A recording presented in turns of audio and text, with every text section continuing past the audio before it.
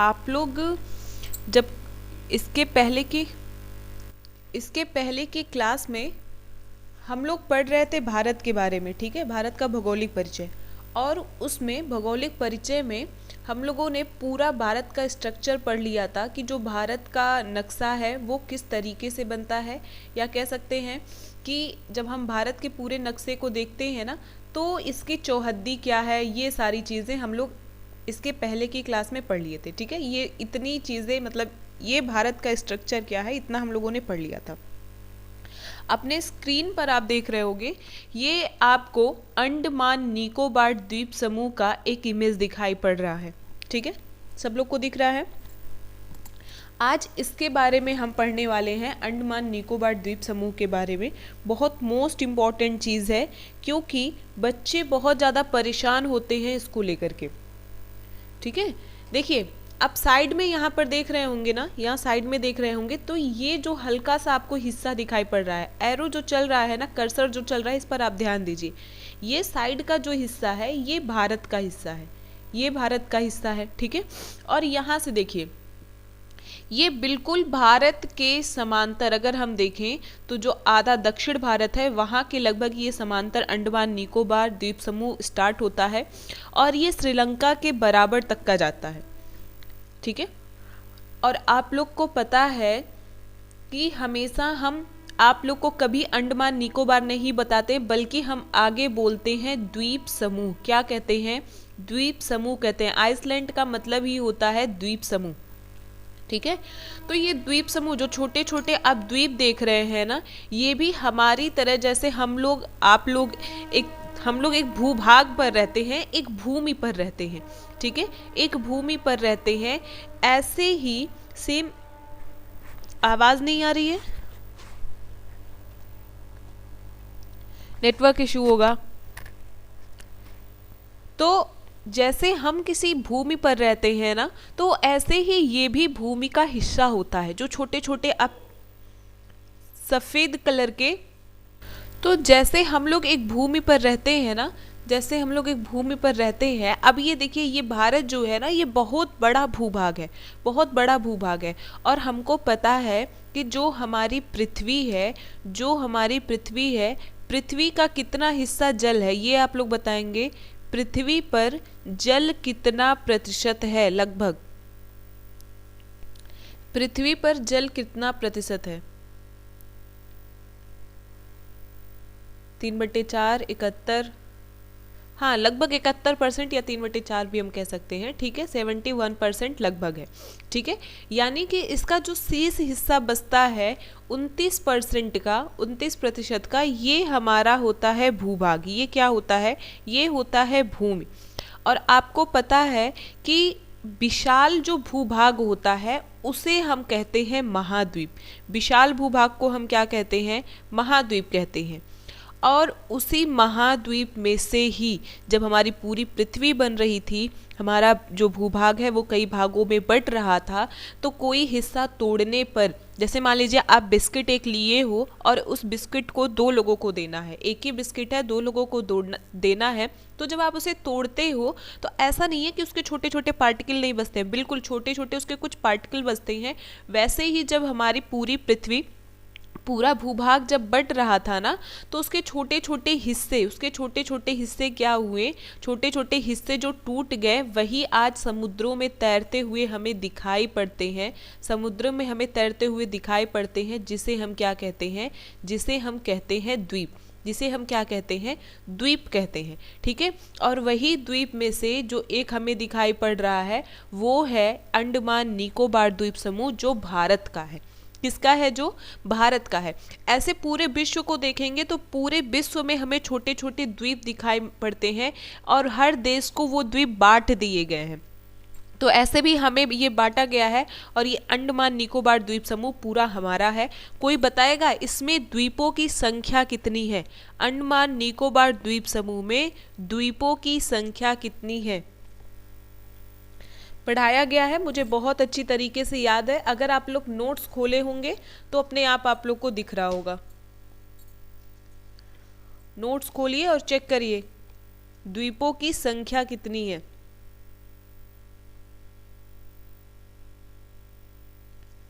क्या हो गया, नोट्स नहीं मिल रहा है किसी को?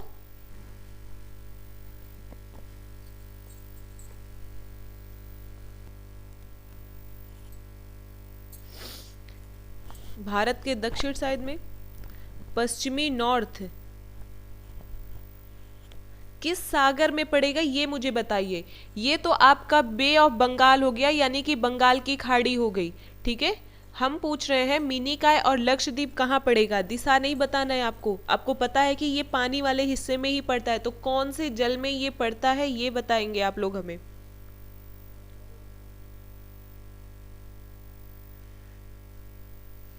साधना जी कहाँ गई? अरब सागर में, वेरी गुड। कहाँ पड़ता है? अरब सागर में पड़ता है। सब पढ़ाया लिखाया आप लोग को भूल गया है, यहाँ पे इस मैप में वो आपको नहीं दिखाई पड़ने वाला है। जब हम भारत के, देखिए भारत के इधर के हिस्से के बारे में अभी हम पढ़े हैं, जब भारत के इस हिस्से को देखेंगे तब हमें मिलेगा मिनिकॉय और लक्षद्वीप, तब हमें मिलेगा मिनिकॉय और लक्षद्वीप। ये पड़ता है अरब सागर में। ये कहाँ पड़ेगा? ये आपका अरब सागर में स्थित है, अरब सागर में स्थित है, ठीक है।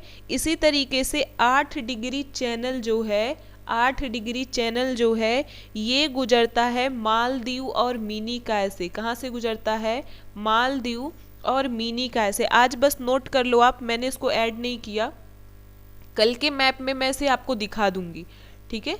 ये लेकिन आज आप नोट कर लो, मालदीव और मिनिकॉय, ये 8 डिग्री चैनल है, ये भी आपके अरब सागर में स्थित है, ठीक है। यानी कि ये पॉइंट जो मैंने बताया, ये पॉइंट जो मैंने बताया, ये अरब सागर में स्थित है। और अंडमान निकोबार द्वीप समूह बंगाल की खाड़ी में स्थित है। और मैंने यहाँ पे एकदम क्लियर कर दिया, जब हम लोग उस साइड का मैप देखेंगे ना तब वहाँ पे भी आपको ये क्लियर हो जाएगा। 10 डिग्री आपको पता चल गया ना, ये 10 डिग्री चैनल जो है ये कहाँ से गुजर रही है? लघु अंडमान से और कार निकोबार से गुजर रही है, ठीक है। चलिए आगे आ जाएंगे अगले स्लाइड पे। ये देखिए, ये अब भारत को देख रहे हैं ना, ये भारत को ध्यान से देखिए। यहाँ से ये जो डॉटेड हिस्सा, मैं ये जो मैप बना रही हूँ, यहाँ आप लोग ध्यान दीजिएगा, ये जो मैं आउटलाइन करते चल रही हूँ इस पर आप लोग ध्यान दीजिएगा। ये हमारा भारत है, ठीक है, ये भारत का हिस्सा है, ये अब भारत का हिस्सा हो जाएगा पूरा, ठीक है। और ये बीच में ये जो मैंने क्रॉस कर दिया ये पड़ता है आपका बांग्लादेश, ये पड़ता है बांग्लादेश, बिल्कुल। ये चैनल जो है ये बहुत इंपॉर्टेंट है। ये देखिए यहाँ पे ये आप जो घेरा हुआ हिस्सा देख रहे हैं ना, ये जो घेरा हुआ हिस्सा देख रहे हैं यही है अंडमान निकोबार, यही है अंडमान निकोबार, ठीक है, अंडमान निकोबार। और ये है आपका बंगाल का खाड़ी, ये जो मैं डॉट डॉट कर रही हूँ ये बंगाल की खाड़ी है, बंगाल की खाड़ी है। क्या है? बंगाल की खाड़ी है, ठीक है। ये आपका कौन सा हिस्सा हो जाएगा? ये है हिंद महासागर। क्या है? हिंदी हम बार बार लिख देते हैं, कोई बात नहीं, हिंद महासागर है, ठीक है। और नीचे क्या पड़ता है? नीचे होता है अरब सागर, अरब सागर। और जो अभी हम आप लोग को बताए हैं कि लक्षद्वीप, मिनिकॉय, ये कहाँ पर है? ये कहाँ पर है? ये आपका यहाँ इस वाले हिस्से में पड़ेगा जो अरब सागर का हिस्सा कहलाता है, जो अरब सागर का हिस्सा कहलाता है, बिल्कुल दूर है हम लोगों से, ठीक है। देखिए अब इसके बाद आप लोग यहीं पर एक चीज़ क्लियर कर लो, पूछा जाता है पाक स्ट्रेट के बारे में, ठीक है, पाक स्ट्रेट के बारे में पूछा जाता है, तो आप लोग को पाक स्ट्रेट बता दे क्या होता है, ठीक है। ध्यान से सुनेंगे तो समझ में आ जाएगा। पाक स्ट्रेट का नाम आप लोग सुने, क्या होता है पाक स्ट्रेट? देखिए जब आप देखेंगे ना, ये देखिए ये आपका पड़ा श्रीलंका और ये हो गया भारत, ठीक है, ये श्रीलंका ये भारत। तो भारत और श्रीलंका के बीच में, भारत और श्रीलंका के बीच में यहाँ का जो हिस्सा है, ये जो छोटा सा हिस्सा है ये कहलाता है मन्नार की खाड़ी। क्या ये कहलाता है? मन्नार की खाड़ी कहलाती है, मन्नार की खाड़ी कहलाती है। तो पूछा जाता है मन्नार की खाड़ी कहाँ स्थित है? तो मन्नार की खाड़ी जो है ये भारत हो गया, ये भारत हो गया और नीचे श्रीलंका। तो भारत और श्रीलंका के बीच में है मन्नार की खाड़ी, ठीक है, मन्नार की खाड़ी। और इधर का जो हिस्सा है, ये बचा हुआ जो हिस्सा है, इसे हम कहते हैं पाक स्ट्रेट। क्या कहते हैं? पाक स्ट्रेट कहते हैं। पाक कहने का मतलब यहाँ पाकिस्तान से हम नहीं लेंगे, पाक स्ट्रेट या पाक की खाड़ी, ठीक है, पाक स्ट्रेट या पाक की खाड़ी, इस नाम से इसे पुकारा जाता है। तो ये भी याद रखेंगे, ये भी भारत और श्रीलंका के बीच में ही पड़ेगा। यहाँ देखिए, अगर ये भारत है और नीचे ये श्रीलंका बना हुआ है, तो इधर वाले हिस्से में, इधर वाले हिस्से का जो पानी वाला एरिया है, इसे हम पाक स्ट्रेट के नाम से जानते हैं। और इधर का जो हिस्सा है थोड़ा सा बिल्कुल सटा हुआ, उसे हम मन्नार की खाड़ी के नाम से जानते हैं। बिल्कुल हिंद महासागर नीचे है।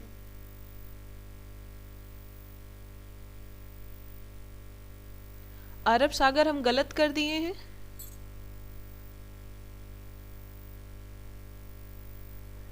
कोई बात नहीं, देख लेते हैं कहाँ पे अरब सागर गलत कर दिए हैं। हो गया होगा, चलिए छोड़िए। तो ये समझ में आया आप लोग को? ये मन्नार की खाड़ी हो गई और ये पाक स्ट्रेट हो गया। तो दो चीज़ आप याद रखेंगे, चाहे मन्नार की खाड़ी और चाहे पाक स्ट्रेट पूछा जाएगा तो आप लोग हमेशा भारत श्रीलंका के बीच का जगह याद रखेंगे, ठीक है, भारत और श्रीलंका के बीच का जगह याद रखेंगे, ठीक।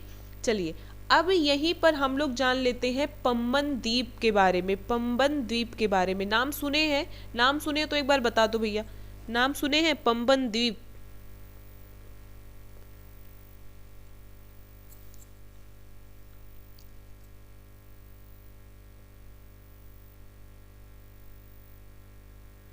बिल्कुल जूम कर देते हैं।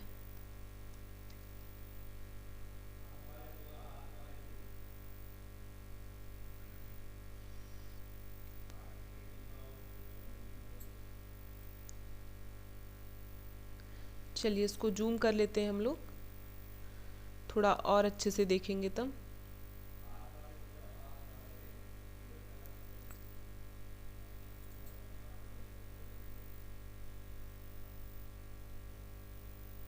ये देखिए, ऐप का पूरा फ़ायदा उठाइए और बचा हुआ जो कॉपी पेन है उसका यूज करिए, ठीक है। चलिए देखिए, अब आप देखेंगे तो ये आपका पड़ता है यहाँ पर तमिलनाडु। ये हिस्सा देख रहे हैं, ये हिस्सा देख रहे हैं, ये तमिलनाडु है, ठीक है। ये देखिए, ये आपका तमिलनाडु पड़ेगा, ठीक है। जब आप देखेंगे मैप में तो ऐसे ऐसे करके ये तमिलनाडु का हिस्सा होता है। और तमिलनाडु के हिस्से में जब आप इसको बड़ा करके देखेंगे तो बिल्कुल ऐसे निकला सा साइड से हिस्सा होता है, ठीक है, साइड से ऐसे निकला हुआ हिस्सा होता है। यहीं पर स्थित है रामेश्वरम, जो मैं ये पॉइंट बना रही हूँ, यहीं पर स्थित है रामेश्वरम। रामेश्वरम के बारे में आप लोग सुने होंगे कि जब राम जी जा रहे थे सीता जी को ढूंढने के लिए श्रीलंका, तो यहीं पर रामेश्वरम में वो क्या करते हैं, एक शंकर भगवान की मूर्ति या लिंग को स्थापित करते हैं और पूजा करते हैं, ठीक है। ये बहुत बड़ा फेमस स्थान है भारत का। और यहीं से बिल्कुल ऐसे डॉट करते हुए, एकदम डॉट करते हुए, छोटा छोटा डॉट करते हुए एक हिस्सा बनता है जो श्रीलंका को छूता है, तो ये यही कहलाता है पंबन द्वीप, यही कहलाता है पंबन द्वीप। और ऐसा लोगों का मानना है कि ये जो पंबन द्वीप हम देखते हैं ये राम जी के द्वारा बनाया गया है, ठीक है, राम जी के द्वारा बनाया गया है। जो राम जी जाते वक्त वो कह सकते हैं पत्थरों को इकट्ठा करके जो द्वीप बनाए थे या जो रास्ता बनाए थे, वो आज भी लोगों को दिखाई पड़ता है, ठीक है। तो कभी कभी आपसे पूछा जाता है कि आदम ब्रिज और पंबन द्वीप क्या है। हाँ बिल्कुल, सेतु हम कह सकते हैं साधना जी, लेकिन अब साइंस उसे मानता नहीं है। साइंस कहता है कि वो छोटे छोटे शैवाल हैं, जैसे हम लोग यहाँ पर देखते हैं इस वाले हिस्से में कि छोटे छोटे शैवाल जो हैं और छोटे छोटे कह सकते हैं कि मूंगे जो हैं वो एक तरीके से द्वीप बना दिए हैं। तो वैसे साइंस मानता है कि वो छोटे छोटे मूंगे हैं, लेकिन पता नहीं, मतलब साइंस के हिसाब से देखें या किसी के हिसाब से, वो हमें ज़्यादा मायने नहीं रखता है। बिल्कुल, कोरल हम उसे कह सकते हैं, कोरल कह सकते हैं। हमें एक चीज़ सिर्फ याद रखना है जो आपको याद रखने के लिए बहुत इम्पॉर्टेंट है, आदम ब्रिज। आदम ब्रिज, ये पॉइंट आपको नोट करना है। आदम ब्रिज तमिलनाडु, आदम ब्रिज तमिलनाडु एवं श्रीलंका के मध्य स्थित है। श्रीलंका के मध्य स्थित है, श्रीलंका के मध्य स्थित है। ठीक है, और अगला पॉइंट इसी में लिखेंगे, पंबन द्वीप। पंबन द्वीप आदम ब्रिज का हिस्सा है। आदम ब्रिज का हिस्सा है। आदम ब्रिज का हिस्सा है। हो गया।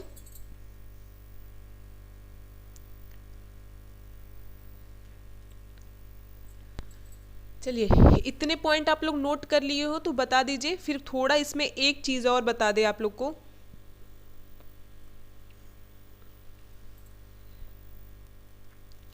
इतने पॉइंट्स नोट कर लिए हो तो बता दीजिए।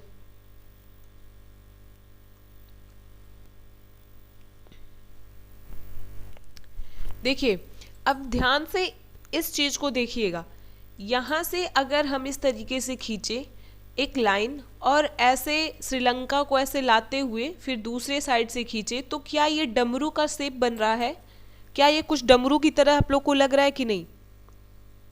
अगर हम श्रीलंका और भारत के बीच में उसके एकदम किनारी तटीय एरिया को लेता हुआ ऐसे अगर हम एक हिस्सा बना दे तो ये कुछ आपको डमरू के शेप का दिखेगा। ठीक है, कुछ ये आपको डमरू के शेप का इस तरीके से दिखेगा, जिसे हम कहते हैं जल डमरू मध्य। क्या कहते हैं हम? जल डमरू मध्य कहते हैं। बहुत इंपॉर्टेंट है, ये भी पूछा जाता है, जल डमरू मध्य कहाँ पर स्थित है। ठीक है, तो ये देखिए, ये डमरू का हिस्सा लग रहा है ना, इसीलिए हम इसे कहते हैं जल डमरू मध्य। जल डमरू मध्य। तो अगर आप लोगों से पूछा जाएगा कि जल डमरू मध्य कहाँ स्थित है, तो आपके पास एक आंसर होना चाहिए, भारत और श्रीलंका के बीच में। भारत और श्रीलंका के बीच में जल डमरू मध्य स्थित है। ठीक है,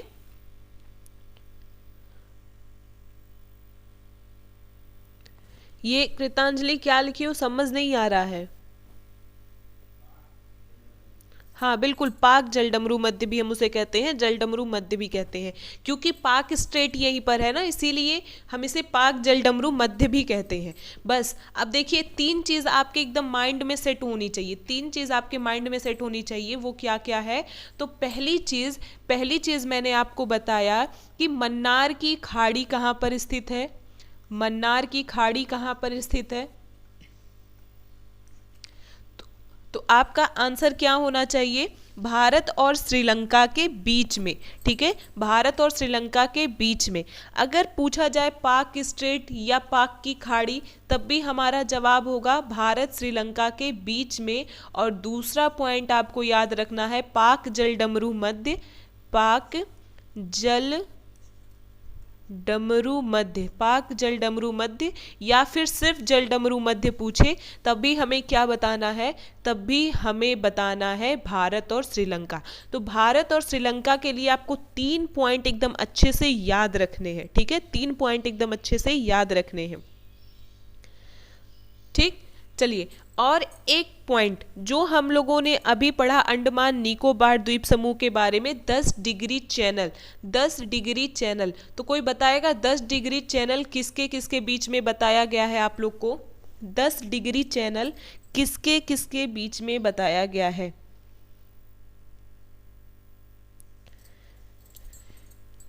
भूल गए?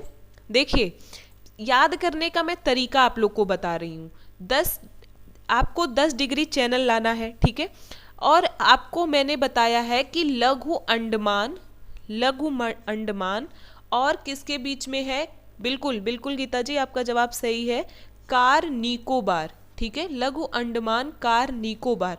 तो याद करने का तरीका आपको बता रहे हैं, 10 छोटे अंडे, 10 लघु अंडे लाने हैं कार से।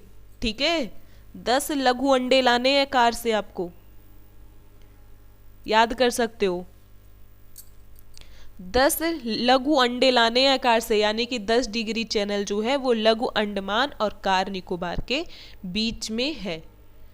ठीक है, चलिए अब ये देखिए, ये मैंने आपके स्क्रीन पर इसलिए लगा रखा है, ये अंडमान निकोबार द्वीप समूह का एक छोटा सा द्वीप है। ठीक है, जैसे हम लोग देखते हैं ना, एक गांव, हमारा जो एक गांव है, मान लीजिए उतना ही बड़ा जगह वो समुद्र में तैरेगा। तो देखिए ये भी एक छोटी सी उनकी बस्ती है जो बिल्कुल समुद्र में है, आसपास जंगल है। अब अगर इनको ट्रेन से कहीं जाना हो तो ये ट्रेन से नहीं जा सकते हैं। ठीक है, तो ये ट्रेन से नहीं जा सकते हैं। वैसे मैं आप लोग को बता दूं, हाँ ट्रेन है बिल्कुल, बोल दीजिए आप लोग सरकार खरीद ले।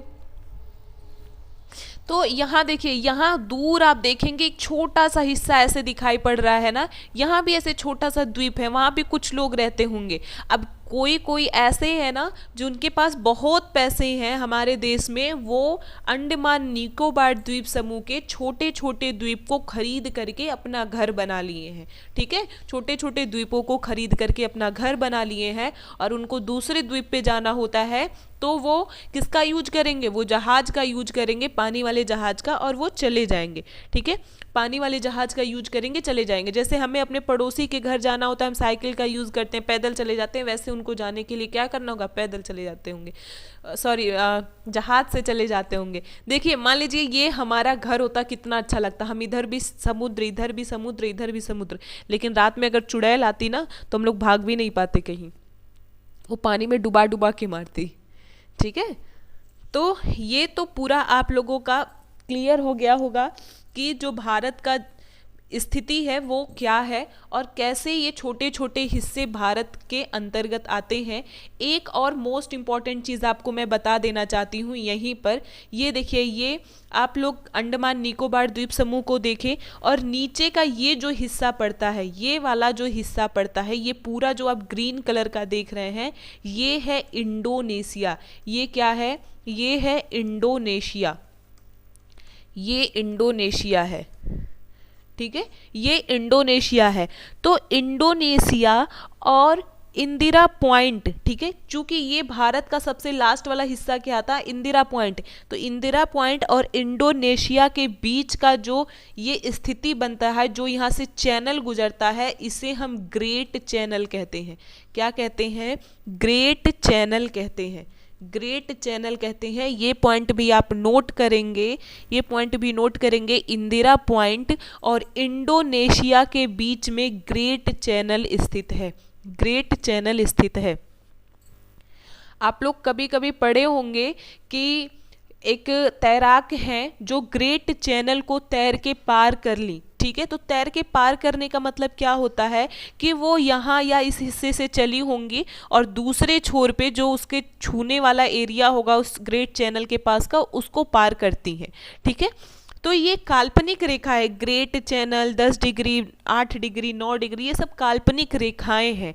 और इनको पार करना महत्वपूर्ण क्यों माना जाता है, क्योंकि जब आप यहाँ से चलेंगे ना, यहाँ से चलेंगे और यहाँ तक आने के लिए आपको काफ़ी दूरी तय करनी पड़ती है, कई किलोमीटर आपको चलना होता है। ठीक है, कई किलोमीटर आपको चलना होता है।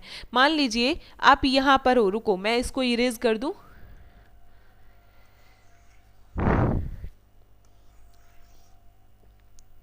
देखिए, अब आप मान लीजिए कि आप यहाँ पर हैं, ठीक है, आप यहाँ पर हैं और यहाँ पर आपको आना है, तो हमें इतना छोटा सा हिस्सा ये दिखाई पड़ रहा है, लेकिन जो तैरेगा ना, तैरना बहुत बड़ी बात होती है। आप थोड़ा सा तैर करके थक जाते हो, थोड़ा सा चल करके थक जाते हो, तो ये दिखाना रहता है कि ग्रेट चैनल जो पार किया है वो कितने हजार किलोमीटर तैर के पार किया है। ठीक है,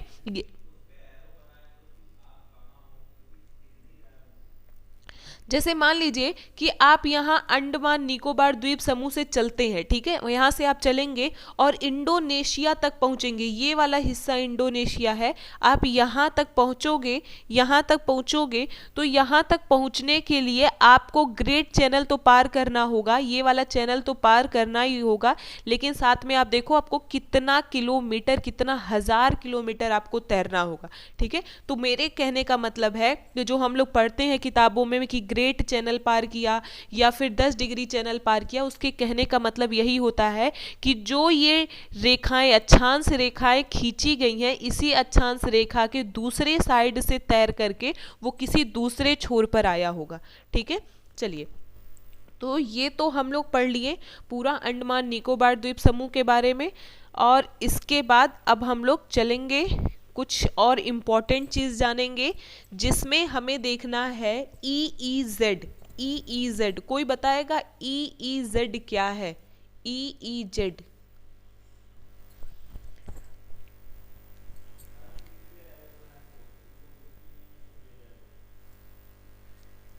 EEZ क्या है? किसी को इसका आंसर पता है? तो EEZ हम किसे कहते हैं, ये सिर्फ ममता जी जानती हैं, और ममता जी बताएंगी इसको। मैं लिख रही हूं, यहाँ पे ध्यान दीजिएगा।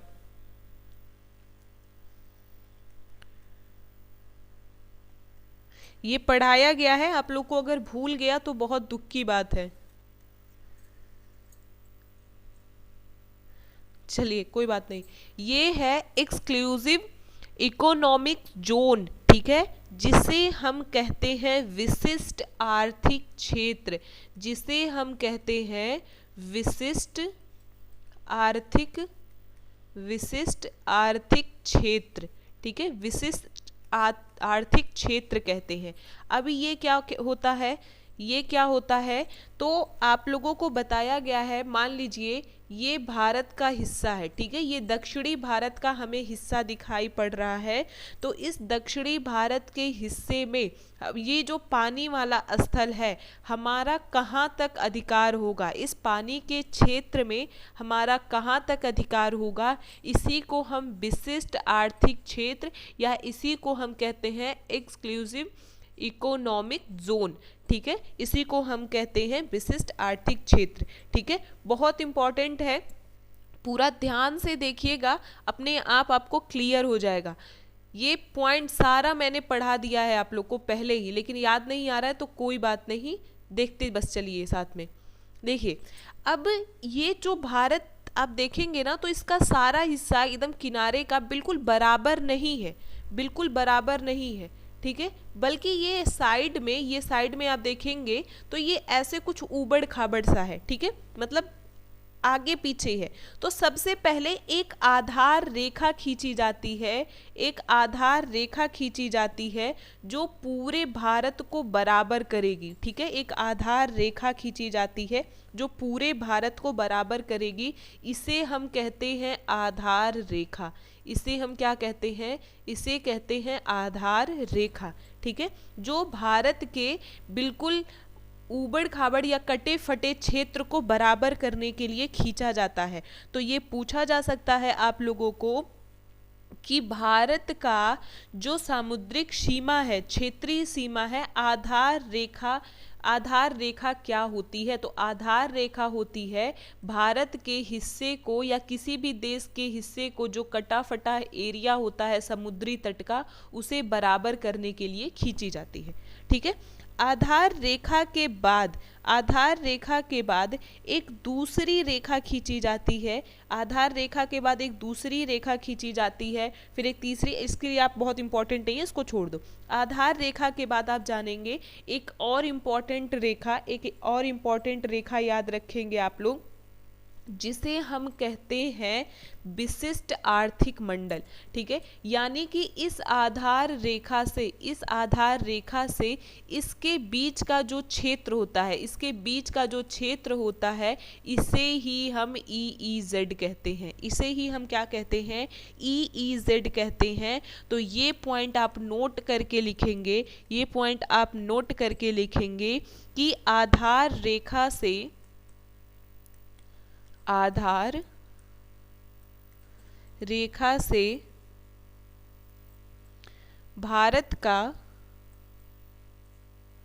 भारत का समुद्री सीमा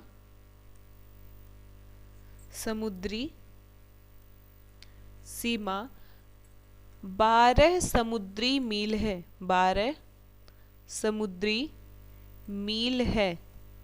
समुद्री मील है। ये पॉइंट आप लोग नोट करिए।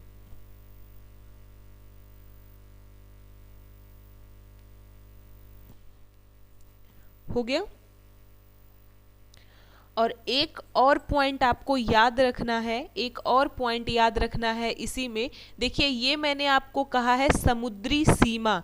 ठीक है, समुद्री सीमा कहने का मतलब है कि इसके अंदर इस समुद्री सीमा के अंदर, जैसे ये EEZ मैंने आपको बताया ना, इसके बीच में एक रेखा होती है, ये रेखा होती है जिसे हम समुद्री सीमा रेखा कहते हैं। यानी कि आधार रेखा से इस रेखा के बीच में भारत सरकार को ये कार्य सौंपा गया है कि वो अपने यहाँ साफ सफाई का काम करेंगे। किसका काम करेंगे? साफ सफाई का काम करेंगे। यानी कि सफाई करने का दायरा वहाँ तक होता है। ठीक है, अगर यहाँ तक गंदगी होती है तो साफ करने का काम किसका रहेगा? भारत सरकार का रहेगा। ठीक है, और दूसरी चीज, इसके बाद आधार रेखा से जो EEZ है, ठीक है, विशिष्ट आर्थिक क्षेत्र है, इसकी जो लंबाई होती है वो 200 मील होती है। ये पॉइंट नोट करिए, मोस्ट इंपॉर्टेंट है। देश का EEZ आधार रेखा से 200 समुद्री मील है। 200 समुद्री मील है। 200 समुद्री मील है। ठीक है, यानी कि अगर भारत के 200 समुद्री मील तक कोई भी हमें सामान मिलता है, कोई भी खनन मिलेगा, तो वो सब और किसके हक में आ जाएगा? भारत सरकार के हक में आ जाएगा। ठीक है, भारत सरकार के हक में आ जाएगा। ठीक, और जो अभी सर बता रहे हैं वो भी आप लोग नोट कर सकते हैं। एक समुद्री मील बराबर होता है 1.8 मील। 1.8 मील। ठीक है, अब 1.8 मील कहने का मतलब क्या होता है? 1 किलोमीटर बराबर होता है 1 मील। ठीक है, 3 किलोमीटर बराबर होता है 1 मील।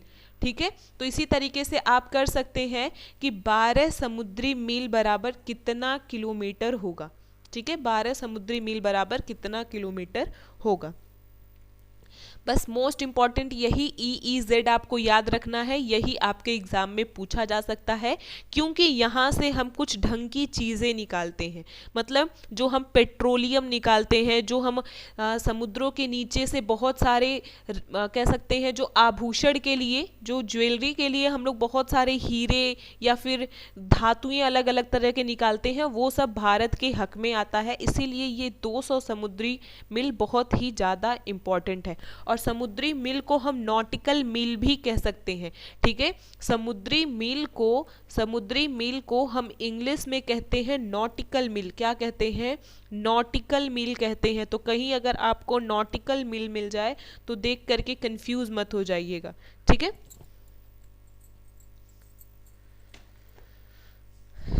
चलिए, तो अब आज की क्लास यहीं तक रखेंगे हम लोग। कल की क्लास जो आप लोगों की होगी उसमें हम लोग भारत के बारे में थोड़ी जो कह सकते हैं कि कैसे ये किस प्लेट से अलग हुआ था, ठीक है,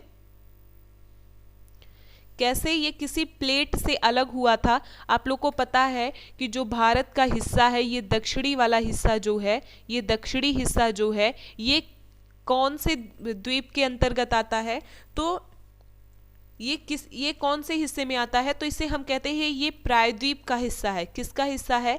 प्रायद्वीप का हिस्सा है, ठीक है। और उत्तरी भारत का निर्माण कैसे हुआ है? गंगा और यमुना के साथ जो सहायक नदियां हैं वो बहा करके अपने साथ बहुत सारी मृदा लाई, इस तरह से उत्तर भारत का निर्माण हुआ। बिल्कुल, इसे हम गोंडवाना लैंड का हिस्सा भी मानते हैं, गोंडवाना लैंड का हिस्सा मानते हैं।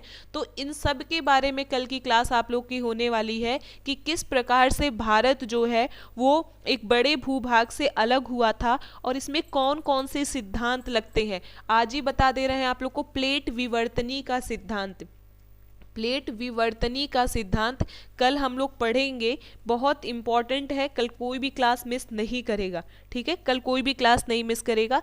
और बहुत सारी चीज़ें, कुछ राजधानियां वगैरह भी हम लोग डिस्कस कर लेंगे साथ में, ठीक है। चलिए, तो फिर अब सर की क्लास रहेगी।